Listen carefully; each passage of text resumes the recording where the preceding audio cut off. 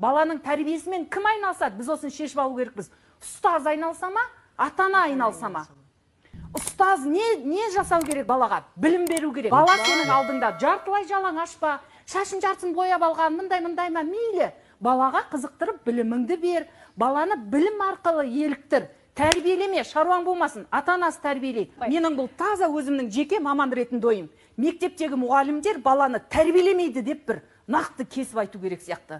Тәрбиелемейді. Неме сен шашың ұзына, жүрген түрі мына масқара. Неме шашын бояғасын, шеш мына сырғаны. Сіз ақырын ата-анасын айтыңыз. Біліміңізді беріңіз балаға. Өте қызықты қылып математиканы үйретіңіз, химияны үйретіңіз. Бала қызығады. Ішкі этикалық нормаларын айтып жатсыз. Қазір мейлі, сен ұстаз бол, үлгі бол. Бала саған қарап ашылып, сондай қызықтырып сабақ береді, тыңдайды, содан жақындай, жанына жақын болады. Бір осындай нәрсеге көшу керек.